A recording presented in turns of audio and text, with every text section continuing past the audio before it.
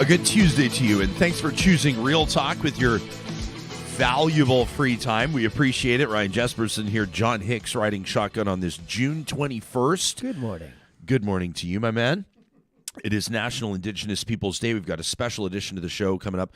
Looking forward to speaking with three people who are, as I said yesterday in a tweet from our official account at Real Talk RJ, three people who are making big impacts in their communities.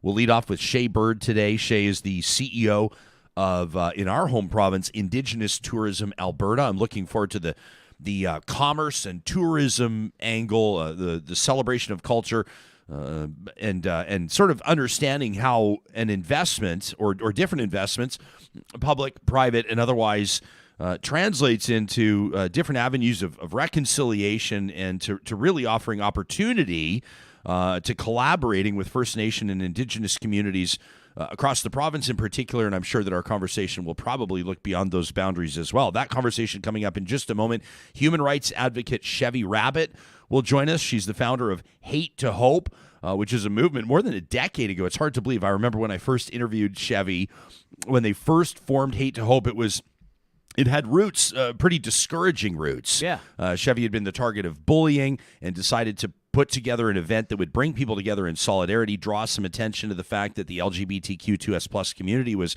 experiencing this, that she had experienced it. I believe, if I remember correctly, it was either on or near university campus when it happened. Chevi's going to talk to us now 10 years later about the work that they're doing.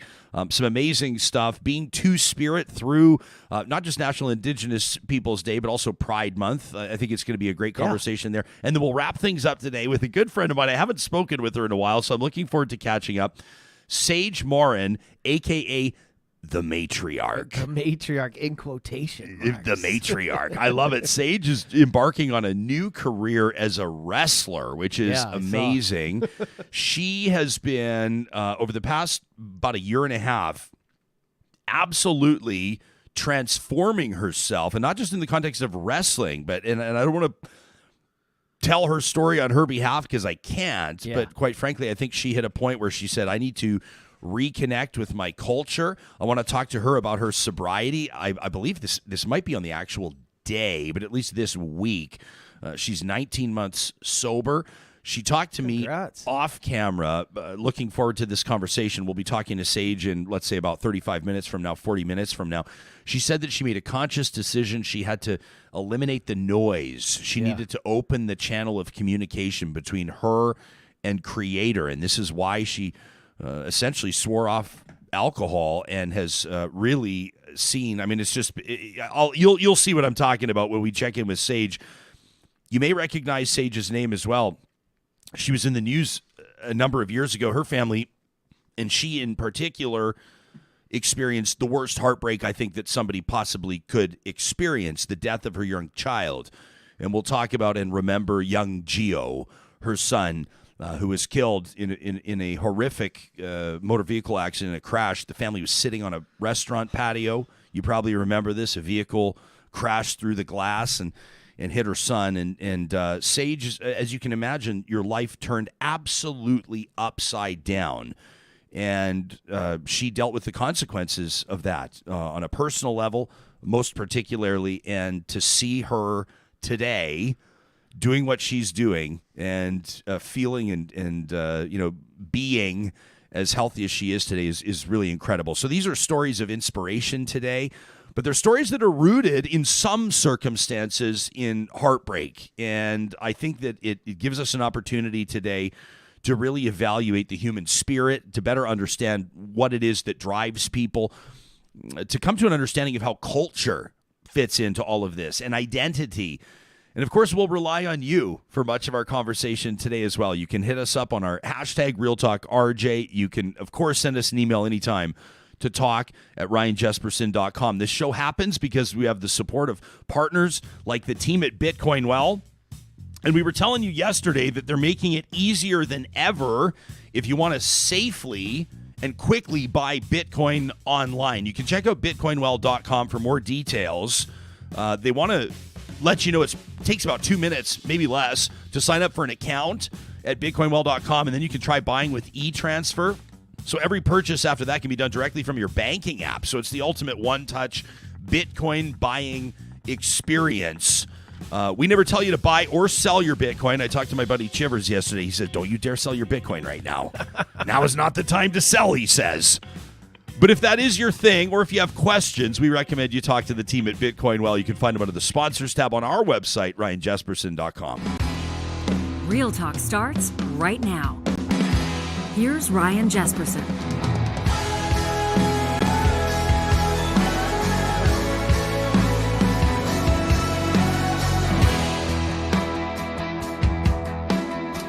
Reason I was talking to Chivers, by the way, yesterday, he and his wife Katie drove up from Calgary yesterday to participate in the celebration of life for our good friend Julie Rohr.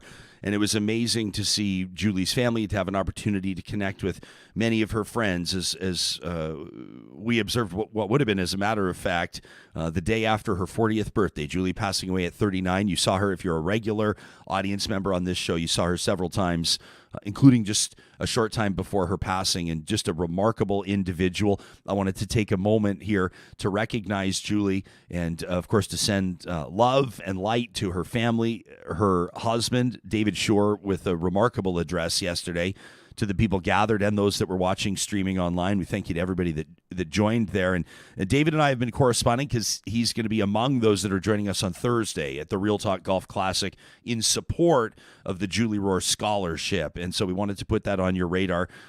Johnny helped me put together a beautiful video yesterday. Oh, come on. Talking about the golf tournament. We wanted to let people know there were 3 foursomes still available yesterday. Yeah. I think it might be down to 2 now. I did get word that there was one that signed up. And so anyway, the point is we want to make sure this scholarship is well funded. There's a ton of people joining us there on Thursday at the Ranch Golf and Country Club. It is already well funded, but it'd be great to get those 2 last spots filled up and just have a sellout crowd. I want to be able to say we sold it out in year 1. So it's Thursday, June 23rd. It's a couple of days from now, of course, and a 2:15 p.m. tee-off. You can check out ryanjesperson.com, go under the events link, and you'll find the Real Talk Golf Classic if you feel inclined. I know some of you have the week off right now. You're going, I could make it. Yeah. I could blow off an afternoon of work, show up at 7, work till noon, make sure everybody sees you, working hard, and then out the back. The Homer Simpson into the bush. That's right. See you Monday. And onto the tee box.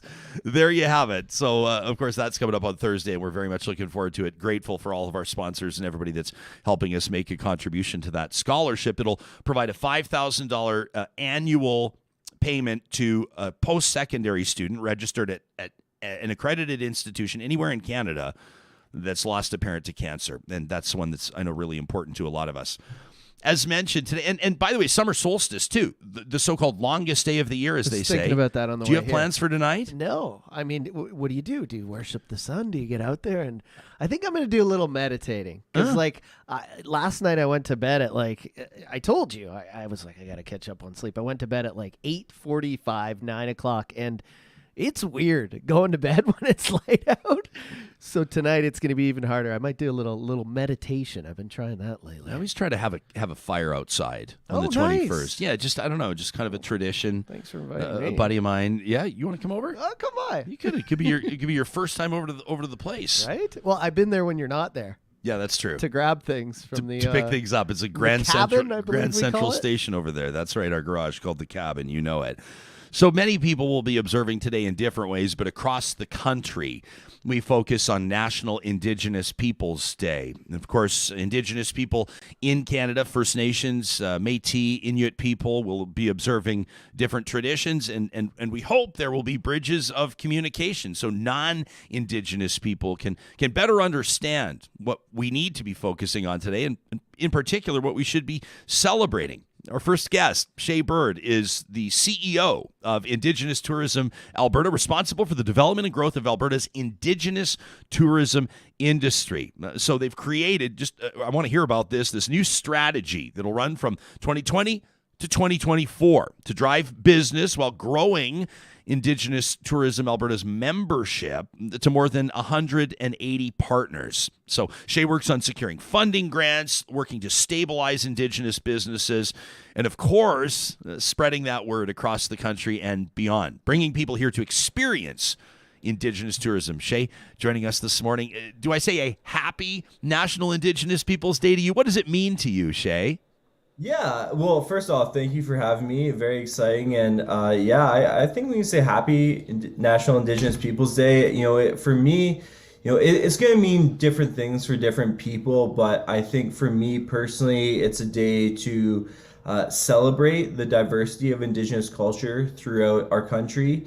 It's a day to educate, certainly from our non-Indigenous brothers and sisters across the province and across the country. It's a day to really reflect and educate ourselves on that Indigenous culture and history that maybe is in our backyard that we didn't necessarily know of, and ultimately a day to celebrate the beautiful Indigenous culture throughout our country and to build a relationship, to get out there and meet some of our Indigenous community members and build those relationships and just learn in a reciprocal way, what is about Indigenous tourism that's so meaningful and Indigenous people and culture and just kind of immerse yourself in that.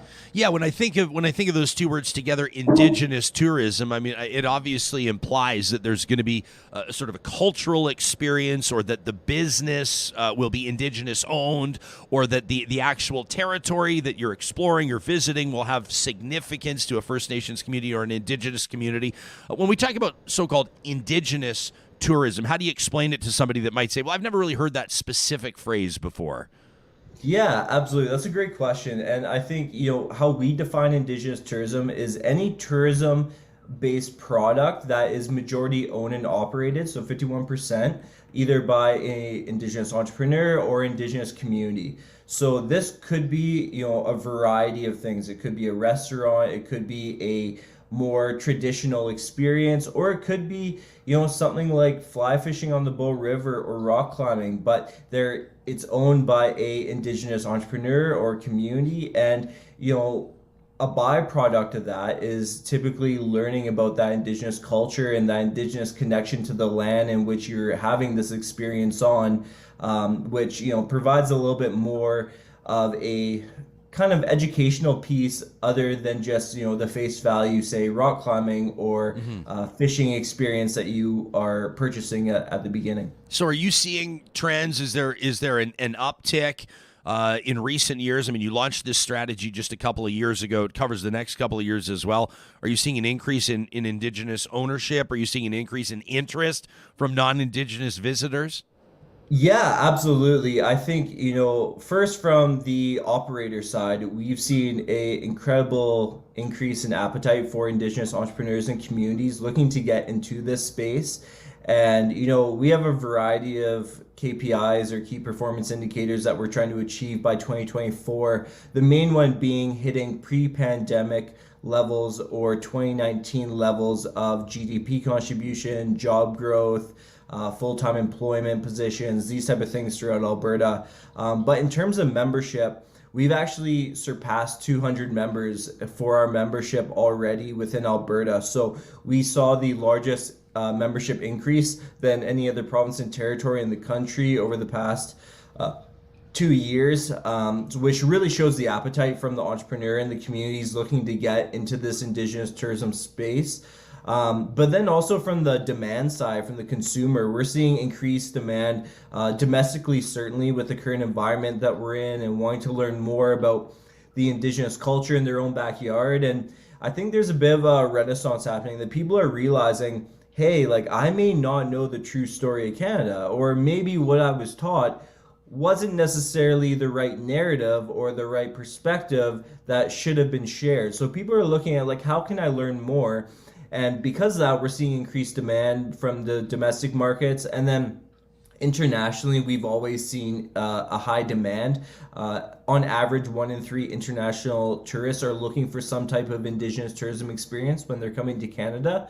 So, whether it's domestically, internationally, or from the business owner themselves and entrepreneurs and communities, the demand is increasing on all sides. Yeah, that's amazing, though not surprising, right? You'd think that people that are international visitors to Canada, it would make perfect sense that would be something they'd be interested in. Are there specific challenges or unique barriers that Indigenous either entrepreneurs or communities face in implementing this, in drafting investment and getting sort of marketing resources, getting the word out, I guess is what I'm asking?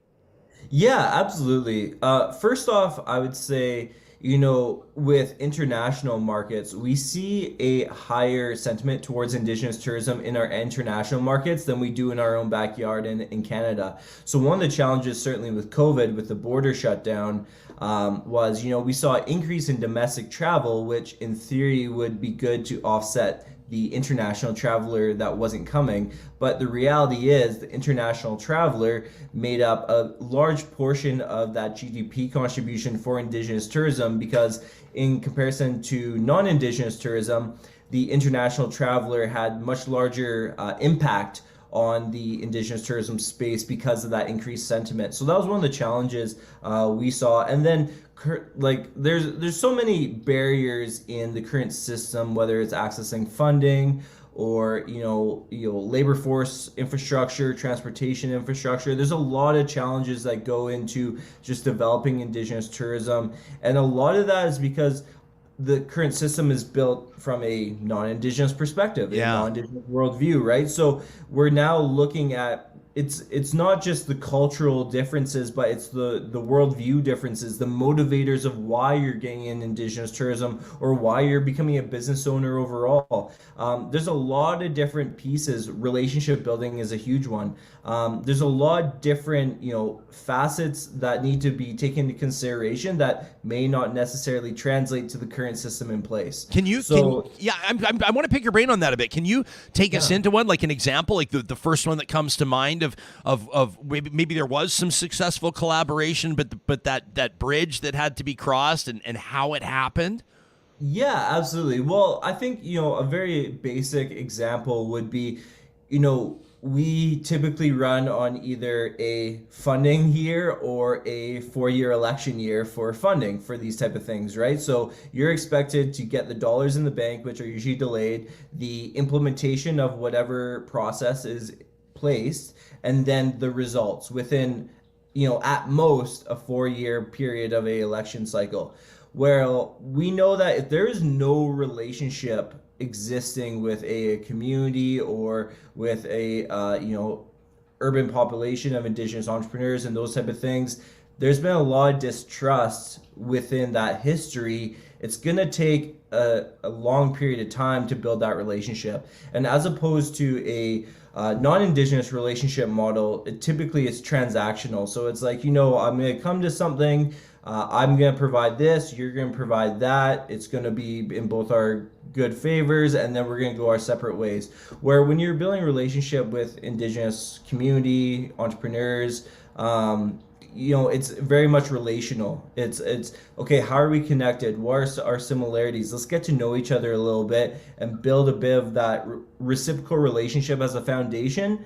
And then let's talk about any potential transactional discussions that we can have in the future. But it takes that foundation of relationship to start before you get anywhere later on. And that takes time. But that being said, once that foundation is created, once that transaction's completed, if it comes to be, that relationship's still there. It's not the transaction's done and the relationship done. That relationship is very long lasting, similar to family. And I think that's why you see such a strong relationship with the Indigenous tourism sector, specifically across the country, is because our sector is very small but very much like a family. We're all in this together, and we may have our bickerings here and there, but at the end of the day we're all trying to achieve the same ultimate goal. And that's the power of relationship building within the Indigenous side versus the non-Indigenous side that may be a little bit more transactional. Yeah. Are there specific considerations to, like, do some Indigenous tourism startups or maybe some of the geographical areas that might have great potential to welcome visitors, to generate revenue, to share the idea of culture, there must also be some sensitivities, right? Like, I think of, I'm going to speak in real general terms here, which is typically a pretty dangerous exercise. But say when you look at the white man, when you look at that how settlers talk about the land or talk about areas, they talk about like breaking the land or like conquering the peak, or you know what I mean? There's this real sort of like domination or sort of like achievement type narrative, right? And then if you talk to Indigenous people, typically, I was telling the story on the show a few days ago about this really moving and wonderful family adventure we took on the boat out to Spirit Island, on Moline Lake. And the tour guide I just wanted to commend her publicly. She did a remarkable job of talking about the Indigenous history in that area. And it's significant. It goes back millennia. And she was reiterating the idea that so-called Spirit Island is not an island where you'd all go tramp on and set up your selfie sticks and have a quick campfire and roast some smokies. Like, it's just, that's not how it goes. And that was just one example that came to mind that made me wonder, even furthermore, are there First Nations communities that might be hesitant to welcome thousands of visitors to an area that might be sacred or very significant to them?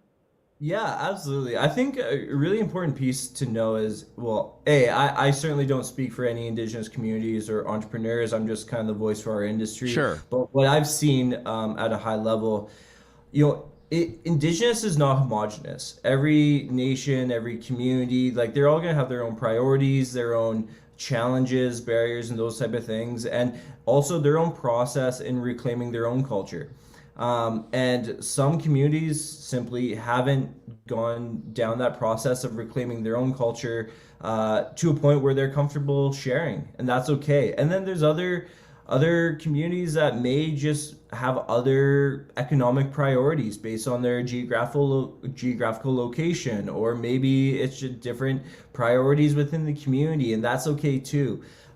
It's certainly not like, Indigenous tourism, everybody wants to do it, but that's the beauty in it. And for us as non-Indigenous partners throughout, whether you're a regional DMO or a municipality, we have to be okay with saying that community doesn't want it. Mm-hmm. So we don't need to say, well, we want to work with them, but they don't want to do anything. That's not our decision to make. It's their decision to make, and that's okay. But the reality is, there's enough communities and entrepreneurs throughout the province that want to be in this space that we can really uplift by providing the right tools to try and accelerate that growth.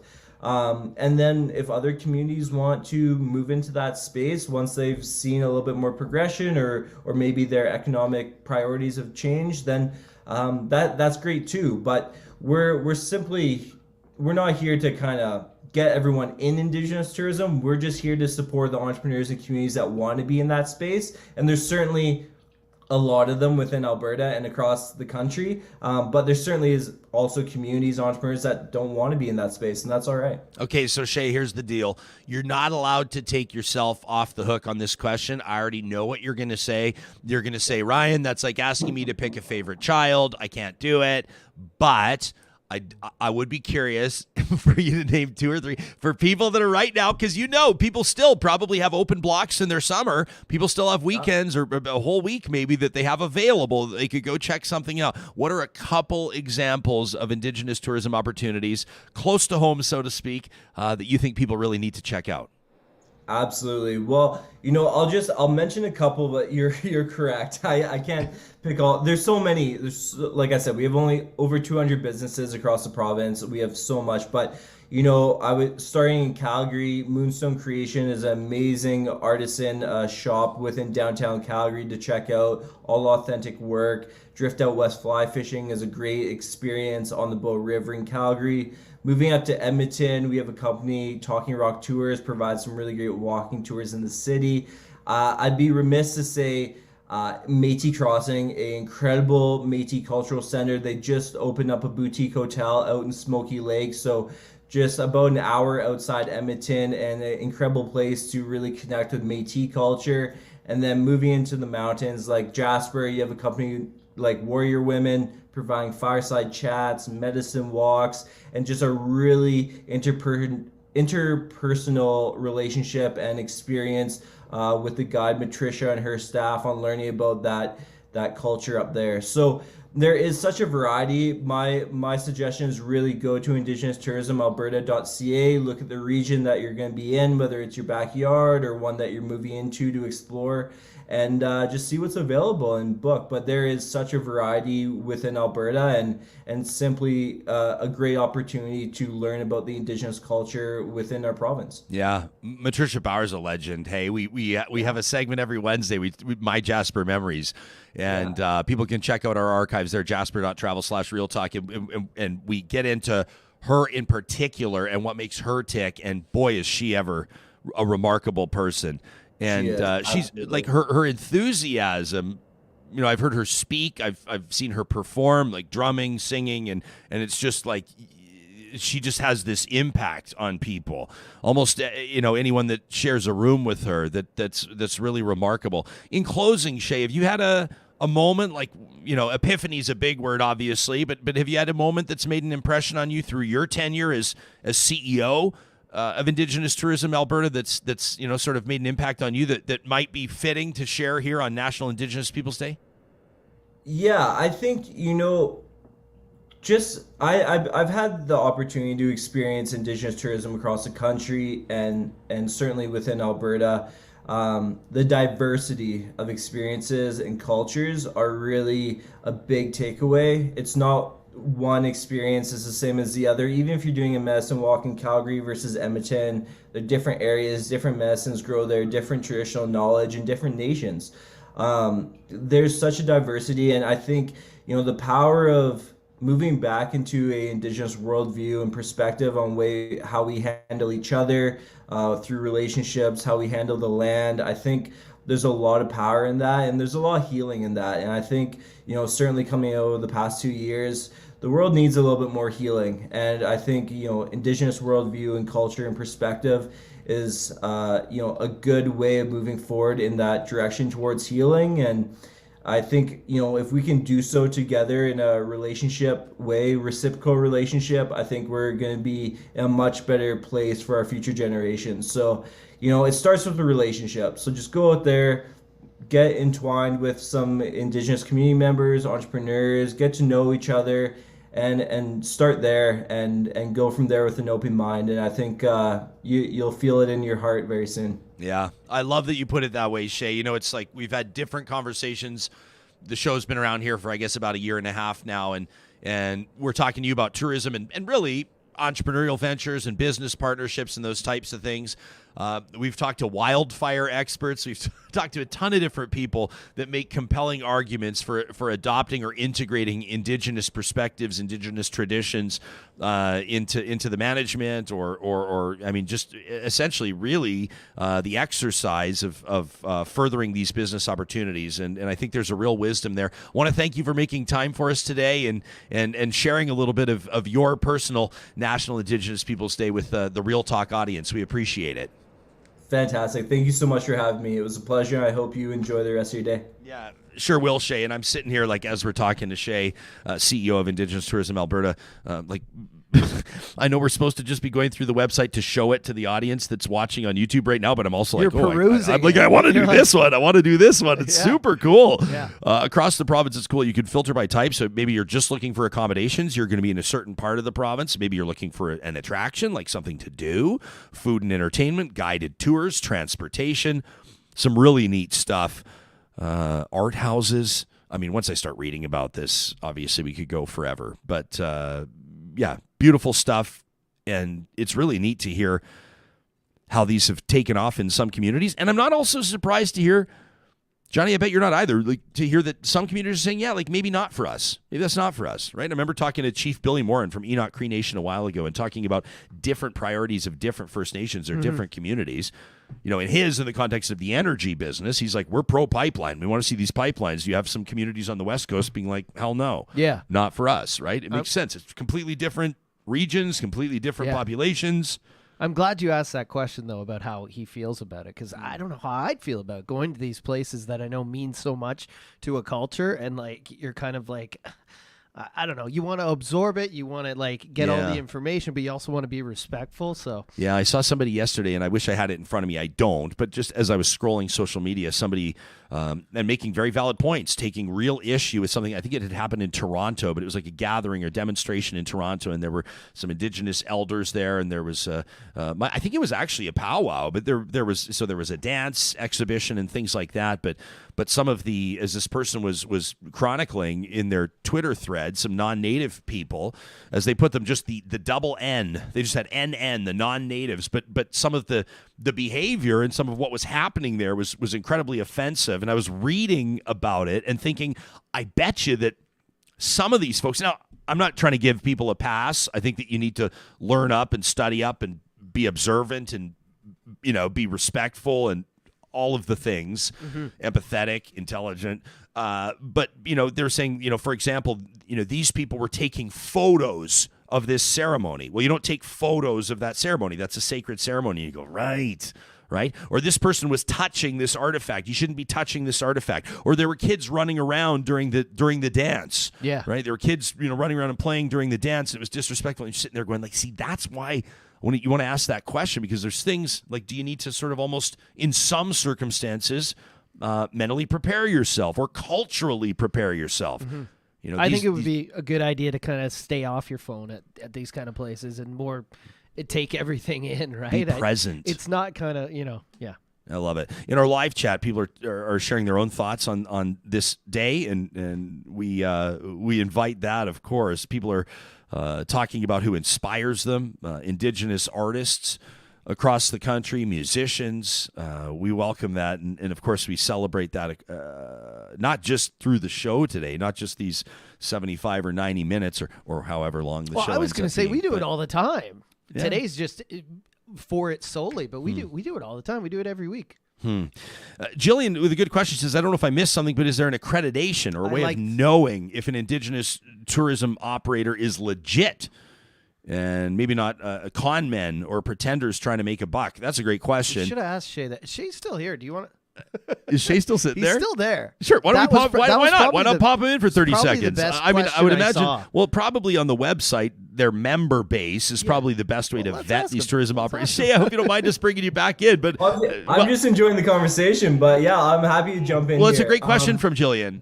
Yeah, absolutely. So, if you are a member of Indigenous Tourism Alberta, yes, you are 51% owned and operated Indigenous. You are a authentic experience. When we get our membership applications in, we vet all our applications. We do a thorough follow-up process to ensure that it is authentic.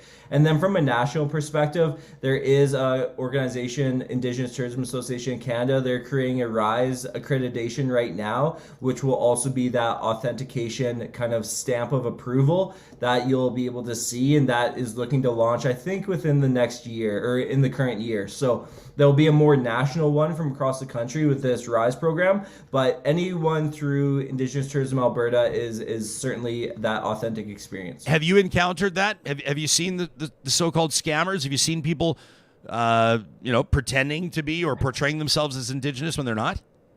I don't think I've come across anyone pretending to be Indigenous.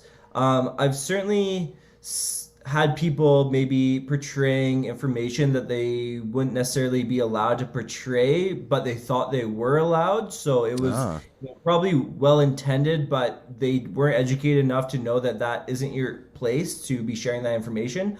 So I think I've come across that a couple of times, but honestly, there's such a variety of Indigenous people looking to get in this space. Like, that's really where I'm coming across. So not very often. I love it. Thanks, Shae. Thanks a lot. Yeah, you bet. Chevi Rabbit standing by. We're going to get to her in just a quick second. Wanted to remind you that if your family is among the thousands in Western Canada right now, in particular in Alberta, that would qualify as that sandwich generation, maybe you're 50, or late 40s, early 50s, and you're still looking after your kids, maybe you've got them in high school or university. They need a little financial help, or maybe they need a little advice.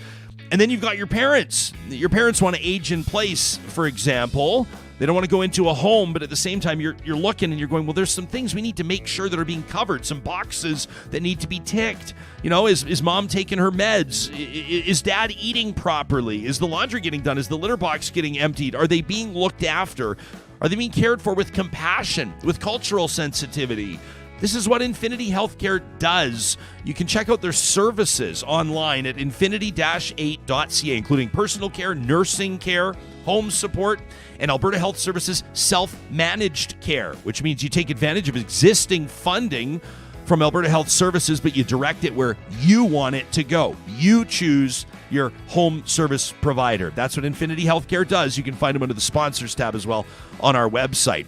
At Friesen Brothers, they're in 16 different Alberta communities, which means that thousands of families are relying on them for real good food all the time. They know that that's where the magic happens, around the family dinner table. And in the summer, outside, if you're looking to heat up the grill, maybe tonight, the longest day of the year, the shortest night time, perfect for late night barbecuing. Why not visit one of the butchers at Friesen Brothers? Check out their real Alberta beef, pork, chicken, turkey, and of course their plant-based options as well. And we were just showing you there online at friesen.com the Friesen Brothers barbecue sauce lineup. My personal recommendation, John, is the original barbecue sauce. Oh, gee. That's not a slight, though, against the hickory, the chicken and rib, or the honey garlic. Friesen Brothers is Alberta grown and Alberta owned. If you're looking for brisket, if you're looking for pork belly, they do it all. I was talking to my buddy Russell out at You Need a Barbecue in Sherwood Park the other day. He puts on these exhibitions. He teaches people how to smoke and like all of the stuff, like these sort of 12-hour exercises with the brisket. He gets his beef at Friesen Brothers. I go, you're kidding me. He goes, well, it's the best in Alberta. Where else would I get it? I went, well, I said, I'm going to say that on the show. He said, please mention my business if you do. So, Russell, there you go. And our friends at Local Environmental want to remind you that they're operating across the prairies, Alberta, Saskatchewan, locally owned, family owned, and locally operating. Whether you need front load or roll off bins, maybe you're doing a renovation, a roofing job, a big landscaping job, maybe you're finally purging your basement. Maybe you need to fill your pool. You're out in the country, you need a big water hauler. What about fencing and portable toilets for a music festival, a family reunion? They've got you covered at localenvironmental.ca. And John, what are we celebrating today at the Dairy Queens of Northwest Edmonton and Sherwood Park? We were talking about the chicken strip basket yesterday, how it's literally the best chicken in the quick service restaurant industry. Well, it's the signature stack burgers today we highlight, including the original cheeseburger, the 2 cheese deluxe, and my personal favorite, the bacon 2 cheese deluxe. I went with a triple the other day. I tweeted a photo of it, and everybody loved it. I had people saying, which Dairy Queen is that from? I said, well, that's from my home Dairy Queen of Westmount. It's like home ice for me. But I said you can also find it at Palisades, Nemeo, Newcastle, and in Sherwood Park at Baseline Road.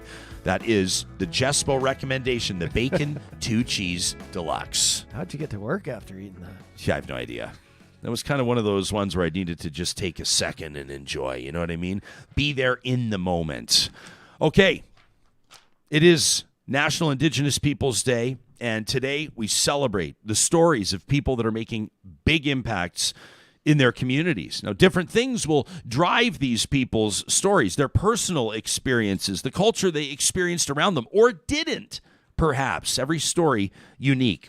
Chevi Rabbit is a community organizer, a transgender activist, a hate crime activist, the founder of the Hate to Hope movement in Edmonton. She's been named one of Edmonton's top 40 under 40 by Avenue Magazine, now Edify, works as a journalist at Alberta Native News and contributes her time to the RCMP Diversity Committee and the Alberta Hate Crimes Committee. Chevi lives a life of intersectionality and continues to turn dark chapters of her life into lessons and positive messages for the public. It's an absolute honor to welcome Chevi to Real Talk. Thank you for making time for us. It's been a while since you and I have spoken. Yeah, it's been a while. So I'm out in the country. My family's hosting a traditional Cree Sundance. So I'm way out here supporting family. And the wire band or whatever is not that good. Don't worry about it. No, don't even mention it because we'll jinx it. But right now you're coming through loud and clear, crystal clear, my friend. Can you tell us about the celebration that's going to happen today? It's not really a celebration. It's more like think of the Sundance as a church. Okay. It's something spiritual. People get their naming done. That's where I got my Cree name by my late uncle, the longest serving chief in Canada, Leo Cattleman, which is Sweetgrass person. It's a non-binary name, so who knows? It's like kind of cool because there's Sweetgrass woman, Sweetgrass man, Sweetgrass person. So it's almost like it's very fitting for me. And you get named. It's almost like a Christensen. So it's very people fast, and it's very spiritual. You're not allowed to take photos there. It's very sacred. Huh. Chevi, you have been, I mean, through the course of I think about the approximately 10 years that you and I have known each other, when you first founded Hate to Hope, which was a remarkable, I remember. No hate at the time. No hate at the time, that's right. And who will forget the image of you leading, I don't know how many hundreds of people down. There was about 500. Yeah. 500. Like 500 people came together to march. You know, I remember walking, you were walking across Edmonton's high level bridge, which is this like century old bridge, and remarkable. But this had all come about. Your advocacy had been born out of a very negative experience for you. Can you take us back to that point in your life and how all of your sort of public advocacy got kick-started? Yeah, I think it was way back then. Sorry, my friend Katherine Swampy just walked in. We were invited to the minister's event. They're doing a bunch. As a journalist too, I have to keep on writing stories. Are you talking about Councillor Swampy? Yeah, she's picking me up right now, way out in the country. We're doing a bunch of different events with the minister, Rick Wilson. We have to go to 3 different events. So once I'm done here, I'm heading out, and then I have to do a speech with Starbucks Canada to talk about diversity. So I'm always like. There's never a dull moment. You're never just sitting back and relaxing. If there's anything I know about you, but this all started as a result of you being targeted for who you are. I think when I think about who I was at that time, I was into fashion. I was a fashion makeup artist. I never thought of being an advocate. Yes, I grew up around advocates. My grandma, Sarah Shaw, got the Centennial Award for advocating for children, all children in child welfare, not just Indigenous, but all. My aunts and uncles have been in chief and council for 100 years, and have used their position to advocate on behalf of Indigenous communities, not just their community. So I grew up with these change makers, but who I was at that time, I was existing in my mom's bubble. My mom broke intergenerational trauma. My grandpa, Joe Rabbit, was the longest serving councilman in our community. And he had been impacted by residential school. So she broke residential school trauma for me. And I was coming to Edmonton to learn about the social issues plaguing Indigenous people, because I was not aware of what was going on in Canada. I lived in, I would say, a bubble at that time. I worked for high-end makeup companies, Western Canada Fashion Week, and I was just living my life, being loved and respected for who I was as, at the time, a gay man, but very, very feminine. I wasn't aware at that time even what transgender was. I had just moved from the country to Edmonton to pursue my education. And then I was assaulted in my fourth year. And then it's been a journey to become an advocate. Well, I know that a lot of people, and I would say probably in particular young people, have looked to you as an example of strength, as an example of perseverance, and certainly as an example of somebody who is proud of who they are and who instills that pride in other people. This National Indigenous Peoples Day also occurs in the midst of Pride Month. For yourself, how do those two reconcile? What does that mean to you? I think from an Indigenous lens, I think that residential schools played a big part. It impacted all communities. Like, yes, my mother broke intergenerational trauma, but other parts of my family, I have a huge family, are still going through residential school trauma. But I think for us, we grew up loved and respected, like for who we are, like as LGBTQ. But as an advocate, I recognize a lot of families are struggling from, it's almost like they got taught how to hate, and you need to unlearn hate through residential schools. And there are some LGBT family members who are ostracized from their family for being LGBTQ. They're pushed out of their community, pushed out of their family, and they often go to the cities where they're marginalized, face further marginalization, especially if they're transgender.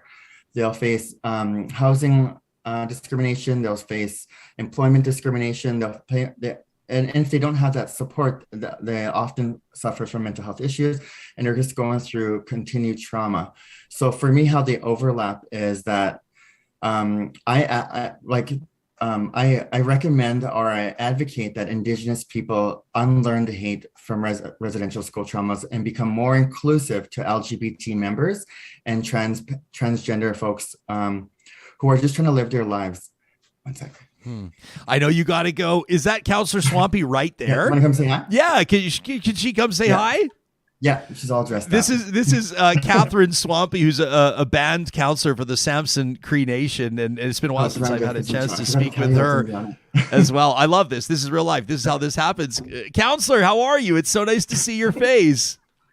I'm good. Thank you so much. Yeah, I know that this is an impromptu interview, and Chevi tells us that you're on the clock, that I think you're meeting with a government minister in just a moment. But as we'll welcome you to the show, if you can give us 30 seconds of your time. You've got a captive audience here, and a lot of people will hear this podcast through the day and through this week on National Indigenous Peoples Day. What's something that you would challenge people across the country, both Indigenous and or non-Indigenous, to focus on today? Being an ally. Well, yeah, definitely being an ally.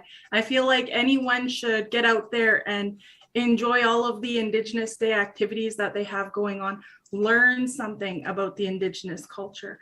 Participate. Get out there, and they have round dances. They have powwows with intertribals where you're allowed to go out there and participate and meet someone and ask them questions. Learn. I love it. I know you have to go, Chevi. It's so good to see you again. Councillor Swampy, it's so nice to see you. This is a pleasant surprise. We didn't expect it. And we'll look forward to our paths crossing sometime soon. Alrighty. Thank you. Have a good day. Yeah, you too. Wonderful. Your show's amazing, by the way. You're an amazing person. I think what you do is great. Your platform's amazing. And kudos to you for evolving and also evolving in 10 years. Oh, Chevi, thank you. That means more to me than you probably know. That's Chevi Rabbit. I don't think Chevi will mind being described as a force of nature. I remember she started this. It was called No Hate. It was like No H8, and then they evolved the branding to Hate to Hope. But there were people that wore purple on that day, and it was Chevi had been targeted and bullied for their identity, essentially, right? And turned that into a community rallying cry. And it was, I remember that day. Yeah. It was incredible. Like this sea of people that were like, this isn't going to happen on our watch. Yeah, it's great. Right? I moved to Edmonton in 2008. I think it was a year or two after that. Like, just I heard of Chevi and her story and everything, and just I've been following along for like the past decade. Yeah. She's just an incredible person. Yeah, very cool. And then Councillor Swampy, just in her own regard, like I was like, oh, I wish we had like 20 more minutes. But you know what we'll do is we'll reach out to her. We'll get her back on the show because I haven't spoken with her for probably over a year. And so we've got Sage here waiting. And Sage is ready to rock. Okay, so this show is moving fast. I haven't even had a chance to drop in on the live chat. My apologies. But I encourage that this is just a great opportunity for people to share. Artists, entrepreneurs, visionaries, movers and shakers, really, Indigenous people across the country that have made an impression on them and that have really sort of maybe, what's it been for you? Deepened your understanding, furthered your understanding of Indigenous culture, traditions, practices. As an Indigenous audience member, what does a day like today mean to you? What have you liked with regards to what you've seen or heard on the show? What would you like to see or hear more of? You know, it's great for us. We love getting the feedback from people that will write in. I mean, I've got an email. I'm not going to read it today, but I'm going to read it later this week. A big one about the conservative leadership race, the provincial one, the United Conservative Leadership race in Alberta. But it takes an angle. This letter takes an angle I wouldn't have taken, and I love that. We also love the feedback from people that say, you know, like what I haven't heard on the show. You know what? I'm a little confused with regards to why you're not talking about this, and we go, perfect. Thank you. I mean, there's some shows that sort of, I won't say force feed you, but they let you know what you're going to hear every day. We want to be a show that reflects the interests of our audience and that learns and grows together. And we mean that. We want to walk that walk. So you can be in touch with us anytime.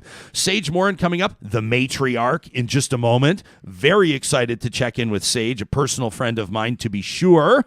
But first, we want to let you know that the teams at St. Albert and Sherwood Dodge are ready right now to help you solve whatever transportation problem it is you're looking to solve. Whether you're like my neighbor Chad, I've told you all about him. Family had a beautiful new trailer, but nothing to pull it with. So he got in touch with the team at St. Albert Dodge. Next thing you know, Ram, crew cab with the Hemi. His family's hitting the campgrounds every single weekend. Jealous. And then, you should see this trailer. But I digress. We're talking about what's pulling it right now. And then you've got the families that are going, yeah, it's like $1.90 a liter for gas right now. And quite frankly, the last thing I need is a Hemi. I'm looking to downsize my. I'm looking to get into something perhaps maybe in the 4-cylinder variety, or maybe something that's fully electric. They do that too. You can find them online. Look under the sponsors tab on our website, or go directly to their websites, sherwooddodge.com, stalbertdodge.com. You tell them Real Talk sent you. I talked to the team from Kubi Energy yesterday. Jake, of course, he and his team. You know that their team is growing at a pace. They're doubling their staff.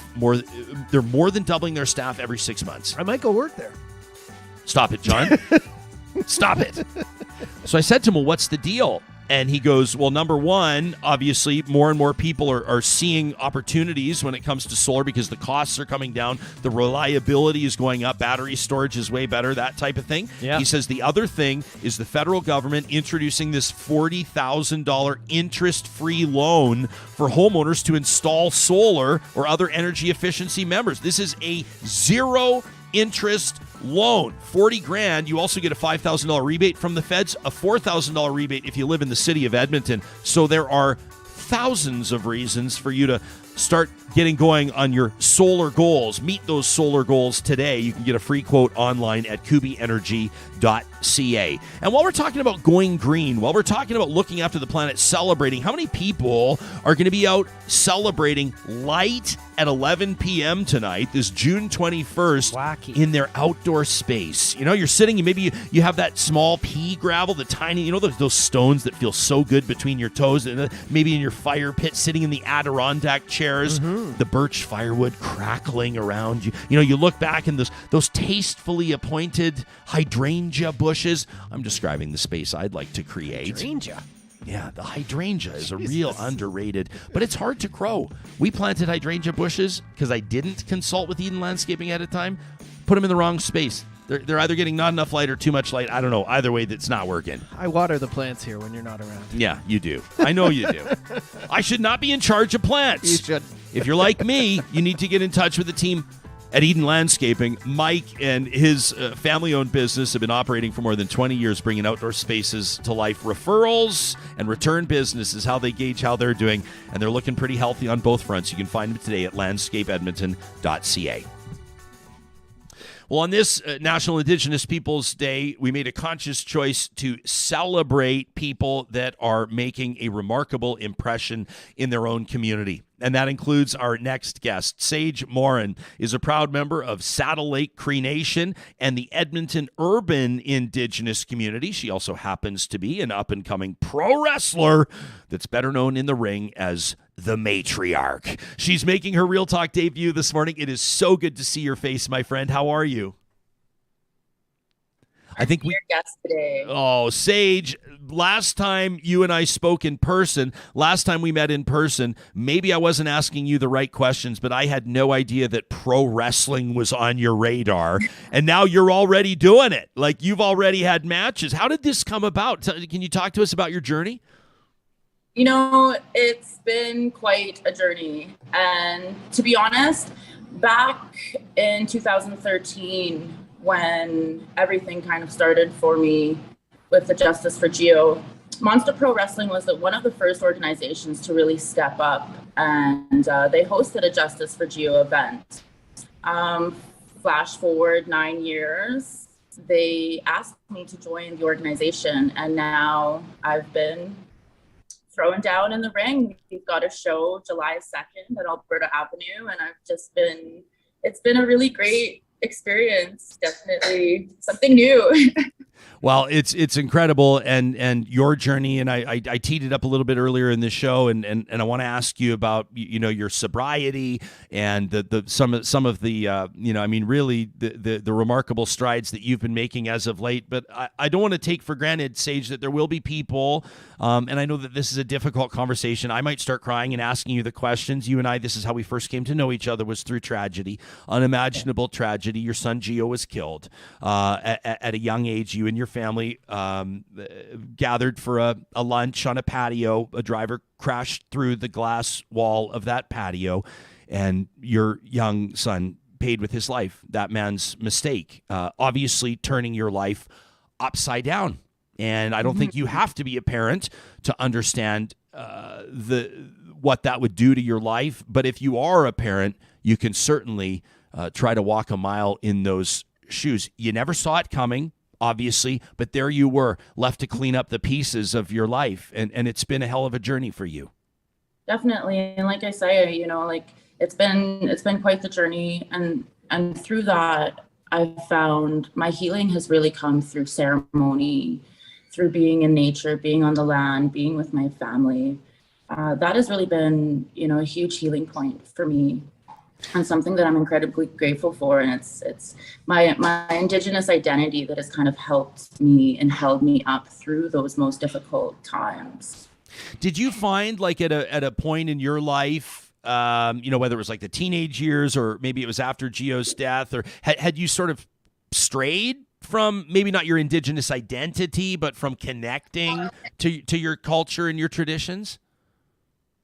There's definitely, growing up, there's so much stigma and there's so much negative connotations that people would constantly come at you with regarding being Indigenous. And it was hard to really have that pride. And it's something that I've had to really come through with,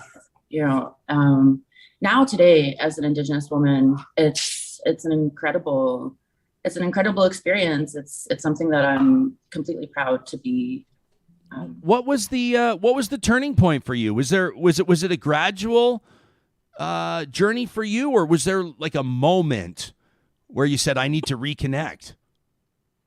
For me, I mean, my lineage, my parents were raised in residential school. Their parents were raised and their parents were raised in residential school. And I think we hear a lot about the intergenerational trauma.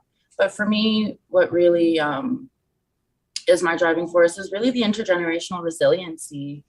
The fact that we're still here, we're still thriving, and it's such a beautiful way of life. I don't think I've heard intergenerational resiliency. I don't think we hear enough about that, but it's a story of survival, really, right?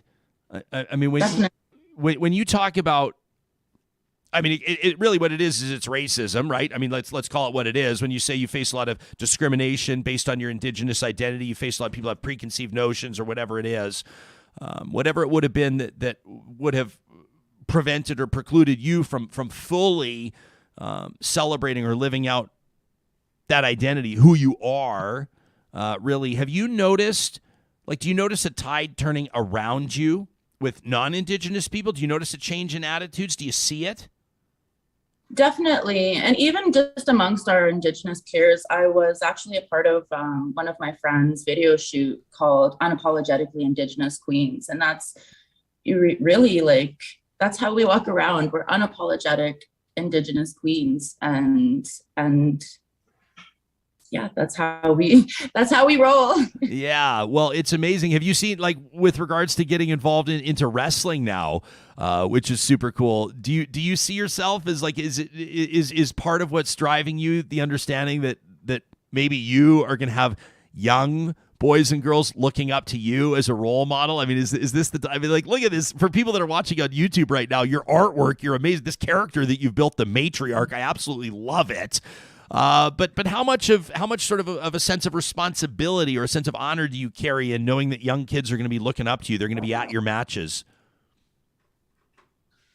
They've already, I've already had my debut match, and there's already been kids in the crowd coming up to me and telling me oh my God, you're my favorite wrestler. You're so cool in there. And it's definitely that there's nothing that can prepare you for that. That's definitely, without a doubt, the best part of wrestling. But I would say the one part of wrestling that really caught me off guard was how healing wrestling would be for me. just as a survivor and all of the things that I've had to overcome with, abuse and trauma, to have the opportunity to step into the ring as a strong Indigenous woman, proud, it's cathartic in a way every time I get the chance to do it. So that's was the one thing that really surprised me. Yeah. And you're doing all this as well through, I'll reference words that you used to me, like a more clear lens. Can you talk to us about, you talked about how you needed to clear the channel, I think it was, you said, clear the channel of communication between you and creator. You made a decision about a year and a half ago that you wanted to live life sober. And from what I can see from my perspective as a friend of yours, it's had a transformative impact on your life. Yes, 19 months ago today, actually. Congratulations. Thank you. I made the decision to completely abstain alcohol from my life. And I made that decision just so that I could have a clear connection with my spirit and with my creator. I find alcohol has a way of just like dulling that experience, and really it's a depressant. It hasn't added anything to my life. It's been a main force behind the death of my son. So it just doesn't really have any room in my life or in my future. And since abstaining from alcohol, like I've been able to do incredible things, and it's just been an honor to be able to do that. Yeah. Well, as a friend, I'm really proud of you. I'm excited to see what you're doing. This wrestling career is such a cool new chapter in your story. What's it like for you getting into character? Like when Sage morphs into the Matriarch, what happens? The Matriarch is she's regal, she's, and she's very strong. And so it's not a very far stretch from Sage. But it's just like I said, it's a cool experience getting to roll around these stinky boys, but it's like I said, it's healing. And we've got a show on July 2nd coming up, and every time I get to go into the ring, it's just an incredible experience. I get nerves, but then when you step out there and like you said, you see the fans and you see the kids, and it's just an incredible experience. We get to go to BC. So we're going into more Indigenous communities. We're going to Williams Lake and we're going to Quesnel, and getting to connect with a lot of the Indigenous youth out there is just, that's a huge part of my heart. Sage, it's Monster Pro Wrestling. Pardon my ignorance, I don't know the answer. Is this exclusively Indigenous wrestlers or no? No. Okay. I'm actually making it my mission to indigenize Monster Pro Wrestling as much as I can. This is my call out. Like, if you're Indigenous and you want to wrestle, contact me. I'm looking for you. So yeah, that's definitely one of my journey. I would like to include more of my Indigenous peers, more of the Indigenous youth. We want to go out into these Indigenous communities and involve the youth in wrestling, give them something else other than just, basketball or hockey. Basketball, hockey are great, but we would like to bring more diversity to our communities as well. So that's another goal of Monster Pro Wrestling. So very cool. I remember the first time, people should follow you on Instagram at Deadliest Diva. I remember the first video, and you and I I didn't even know. I mean, I knew that you were on a journey. That was obvious. You'd sworn off alcohol, and you were putting out really positive posts and showing people you were training. And I was like, what is she up to? And then all of a sudden you posted this video of you training in a wrestling ring, and you're on the top rope. Do you remember this one? You're on the top rope. You come body slam down. I was like, what is she doing? I'm like, this is amazing. I love it. And so the Matriarch will be in action. It's at the Alberta Avenue Community Hall. It's coming up July 2nd. And I think probably the best way for people to check it out is just go follow you on Instagram, right? At Deadliest Diva. Awesome. Yeah, definitely. Well, Sage, I've been asking our guests today to issue kind of essentially a challenge to people that are going to hear this or watch this, however they get the show today, on this National Indigenous Peoples Day. What's one thing that you challenge people to do or to think about or to have a conversation about? What's your challenge? I would say I challenge you to support Indigenous artists. We have an incredible art scene here in Edmonton. A lot of our artists are super talented. So if a great way to celebrate Indigenous Peoples Day for me is to find your favorite Indigenous artist and support them, buy art from them, buy whatever they create. And get tickets to July 2nd to go see the Matriarch in action. Definitely. Love it. Don't forget. Hey, it's amazing to see your smiling face. Lots of love for you, Sage, and we'll talk to you again soon. Thanks for joining us on the show today. Thank you. Yeah, you got it. That's Sage Morin. She is the Matriarch. That's a great name, by the way. Very good. The Matriarch. And she doesn't mess around. Like, I'm talking top ropes, like no joking around. I saw the video. Yeah. My little guy, Wyatt, was watching it. He's like, can we watch that one again? I was like, yeah, check this. My back hurt watching it. I was like, oh. Yeah, exactly. You can find her on Instagram, as mentioned, at Deadliest Diva. I love this from Tracy, who just says, today's guests have simply radiated positive energy, beauty, love, and strength. Tracy says, I'm blessed to have had the opportunity to listen to their messages. Tracy, that's amazing to hear. How about this from Brad, who says, I love hearing all about this healing and growth in people. This is so great. Jill says, let's indigenize everything. I love that word. Yeah, it's a great verb, right? Let's indigenize everything. She says, culture and perspective, Indigenous culture and perspective makes everything richer. My students would lose their minds when I would read Indigenous tales and stories to them. I was telling you, our little guy, and it's not like this is profound or anything, but it's just cool to see at his school.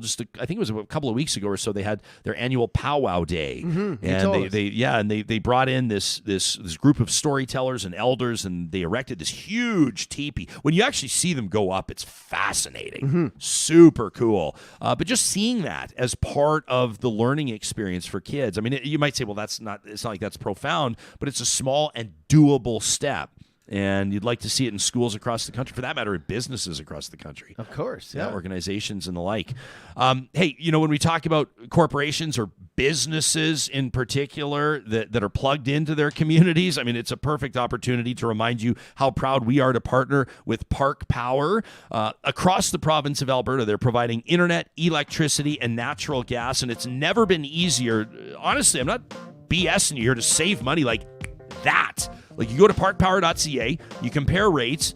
I can't actually guarantee that they're all going to be lower than what you're currently paying, because I don't know what you're currently paying, but based on anecdotal evidence that we get from people that write into the show that say, I had no idea how I was getting gouged on administrative fees, for an example. Well, Park Power bundles them all together so you can save right off the hop there. And then, of course, your first month as well, $70 off your bill if you use the promo code 2022-RealTalk to sign up. You know what else I love about Park Power? They're not like the cell phone companies that sort of like lock you in and have all these penalties. It feels like a weird commerce relationship when the company, right? When you sign a contract with it, but then they're just going to just absolutely take you for hundreds or even more if you have to leave. Park Power, you can leave at any time. I love the confidence of their business. They're like, if you don't like us, you can leave. Those are my words, not theirs, by the way. They'd probably have a softer way of saying it. But I think that shows confidence in their rates. It shows confidence in the quality of their service. You can find them online. Sign up today at parkpower.ca. Every Tuesday, we celebrate an innovation. Maybe it's a person, an organization, an invention that's having a transformative impact. We call it The Leading Edge, presented by Leading Edge Physiotherapy. And in the spotlight today is the Revolve Air Wheelchair. This is such a cool invention, literally reinventing the wheel. Check this out. Time magazine has called this one of its best inventions of 2021. Toyota has identified the Revolve Air Wheelchair in its accelerator program for innovations that could use that extra kickstart. Yeah, for people who use wheelchairs, traveling can present many additional challenges.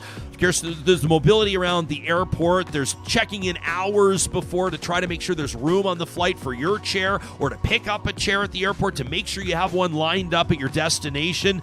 Chairs get damaged in transit, obviously, never mind trying to get it loaded as a carry-on bag, right? Well, the Revolve Air is the world's first active wheelchair, so it fits the standards of a universal airline cabin luggage size restriction. Look at that, a perfect fit.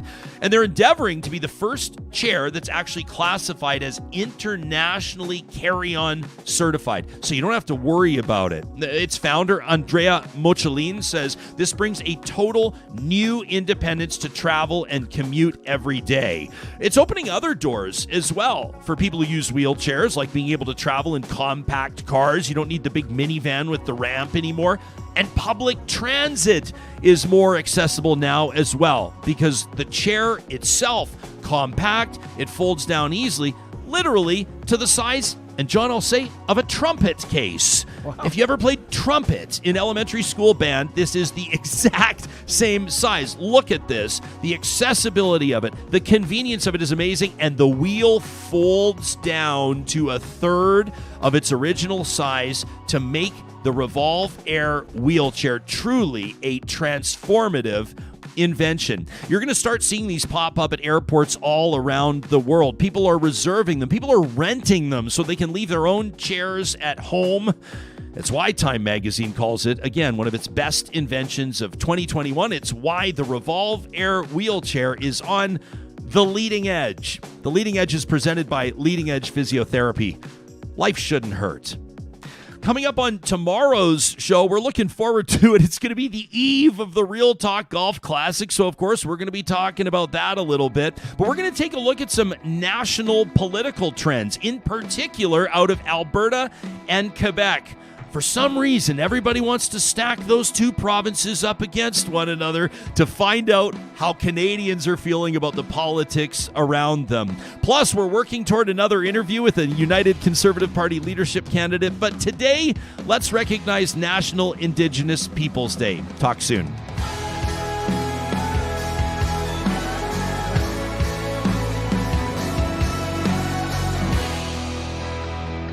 Real Talk is hosted by Ryan Jesperson. Executive producer, Josh Dunford. Technical producer, John Hicks.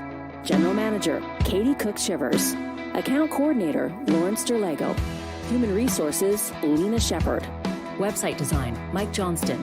Voiceover by me, Carrie Skelton. Real Talk's editorial board is Supriya Dwivedi, Ahmed Ali, Brandy Morin, Ann Castleman, Corey Hogan, Harmon Candola, Catherine O'Neill, and Chris Henderson. Member Emerita, Julie Rohr. Real Talk is recorded in Edmonton, Alberta on Treaty 6 territory, the traditional and ancestral territory of the Cree, Dene, Blackfoot, Saulteaux, and Nakota Sioux, home to Métis settlements and the Métis Nation of Alberta. Real Talk is the flagship property of Relay Communications Group Incorporated. All rights reserved. For more, check out ryanjesperson.com.